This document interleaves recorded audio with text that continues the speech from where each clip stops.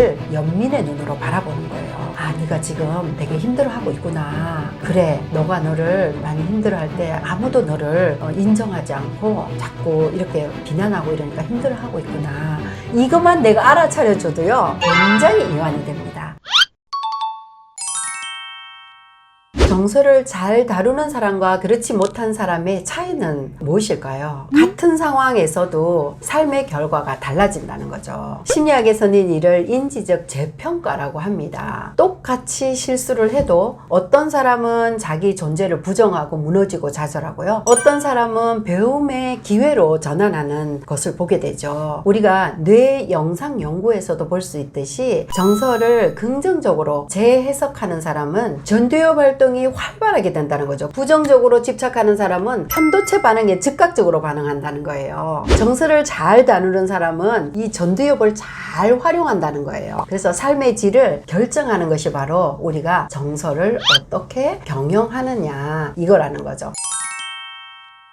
정서 경영의 최종 단계는 그럼 뭘까요? 이렇게 자기 인식을 잘하고 자기 조절을 잘했을 때, 마음의 자원들을 잘 조절을 했을 때 최종적인 단계는요, 나를 변혁시키고 성장하고 변화하는 거, 새로운 창조를 해놓는 이런 것들을 잘 할 수 있겠죠. 자기 변혁은 감정을 억누르는 게 아니라 그것을 삶의 에너지로 변환시키는 거예요. 융은 우리가 직면하지 않은 감정은 운명이 되어서 우리를 지배한다고 했습니다. 불안을 직면하면은 그것은 성찰이 돼요. 그쵸? 내 불안이 이것은 이유가 뭘까? 어떤 욕구가 있기에 그랬을까? 이런 거를 내가 회피하지 않고 자꾸 직면해야지 내 성찰이 되어서 변화의 디딤돌이 되는 거고요. 분노를 다루면 그것은 어때요? 내가 분노, 화나고 이런 걸 다루면은 우리 안에 정의감으로 좋은 정서가 마음의 자원으로 들어올 수 있다는 거죠. 또 우리가 슬프고 막 이런 것도 있잖아요. 돌아가신 분 이별이라든가 이런 거 할 때도 그 슬픔 안에 충분히 머물다 보면 우리가 어때요? 잘 통과해냈을 때 그게 공감 능력이 된다는 거예요. 이것 또한 얼마나 큰 자원입니까? 정서 경영의 최종 목표는 바로 이게 감정의 약점들을 존재의 강점으로 바꿔주는 거라는 겁니다.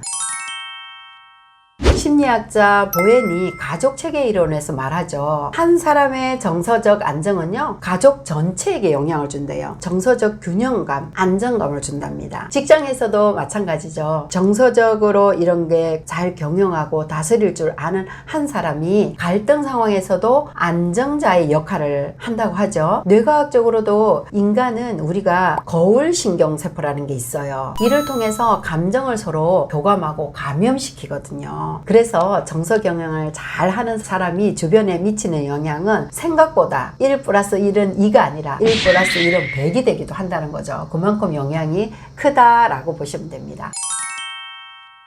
예술과 창작입니다. 프로이트가 예술을 억압된 감정의 승화라고 얘기했잖아요. 뇌과학 연구에서도 창작 활동은 뇌 보상회로를 자극해서 긍정적인 정서를 강화시킨다고 했습니다. 그래서 불안은 글쓰기라든지 그림 그리기라든지 이런 여러 가지로, 또 여기에서 나오는 얘기는 또 분노 같은 거는요, 글쓰기가 안 내요. 막 화가 나고 이러면 잘 안 돼서 그림으로, 또는 슬픔이나 이런 것들은 그냥 음악을 들음으로 인해서 우리가 정서가 바뀌어진다. 그래서 그때 그 감정, 내 삶을 이제 어떻게 해요? 이런 억눌렸던 이런 감정들, 나를 병들게 하는 것이 아니라 새로운 삶으로, 새로운 표현으로, 새로운 힘으로 마음의 힘이 점점 더 안정적이고 강화되어 간다. 이렇게 보시면 됩니다.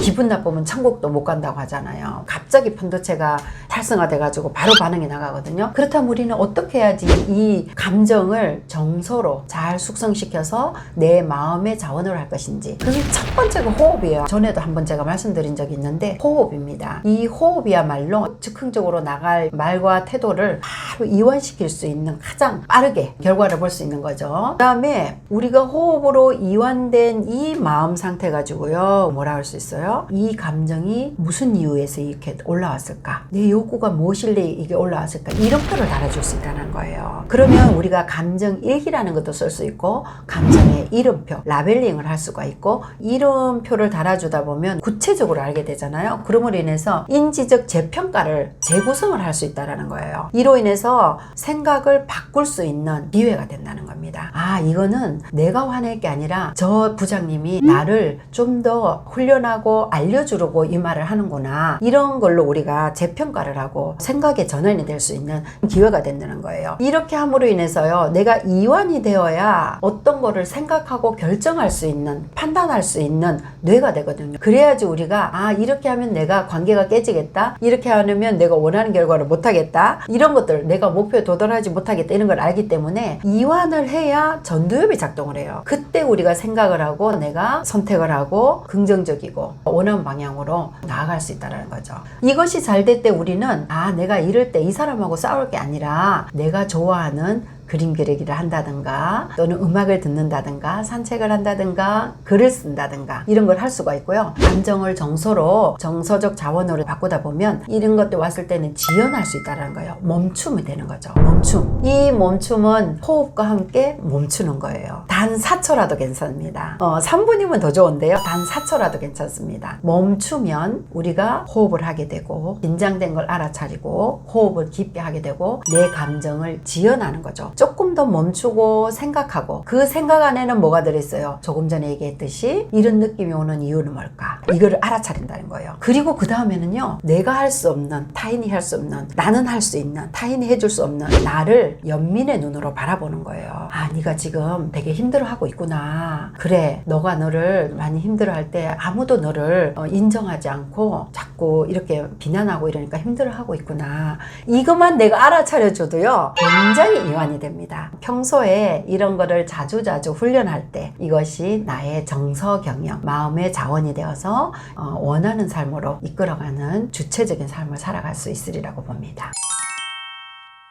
정서는 결코 제거해야 할 적이 아니라는 거죠. 우리 삶이 우리에게 주는 신호이고 또한 더 성장할 수 있다는 가능성을 보여주는 거죠. 그렇기 때문에 정서라는 것을 알아차리고 인식한다는 거죠. 조절, 조율하고 내 삶에 긍정적인, 승화할 수 있는, 번역하는 이런 걸로 표현할 때 우리는 감정의 노예가 아니라 주체적인 삶을 이끌어 나갈 수 있다는 겁니다. 여러분의 감정이 삶을 흔드는 파도가 아니라 새로운 길로 이끄는 바다의 기류, 바람이 되기를 바랍니다.